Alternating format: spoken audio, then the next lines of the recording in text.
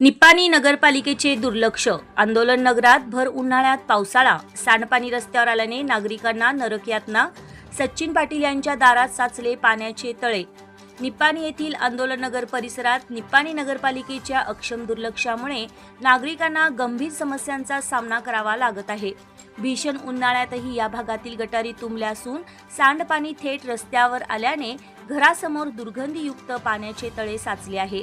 या गंभीर परिस्थितीमुळे स्थानिक रहिवाशांमध्ये प्रशासनाविरुद्ध प्रचंड संताप व्यक्त होत आहे.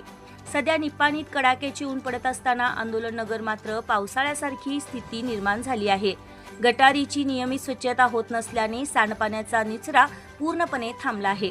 हे सांडपाणी अनेक घराच्या उंबरठ्यापर्यंत पोहोचले आहे. परिस्थिती इतकी भीषण आहे की नागरिकांना स्वतःच्या घरात ये-जा करण्यासाठी लाकडी फळ्यांचा आधार घ्यावा लागत आहे. फळीवरून चालताना घसरून पडण्याची भीतीही निर्माण झाली आहे.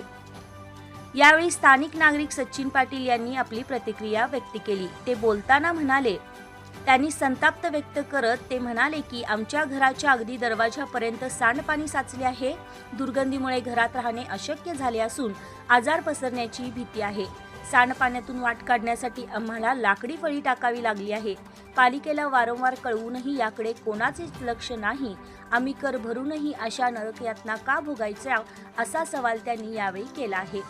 आरोग्याचा प्रश्न ऐरणीवर आला असून साचलेल्या मैल पाण्यामुळे परिसरात प्रचंड दुर्गंधी पसरली आहे.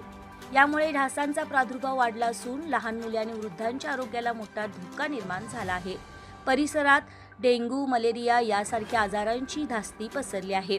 स्वच्छतेचा अभाव असल्याने सामान्य जनजीवन पूर्णपणे विस्कळीत झाले आहे.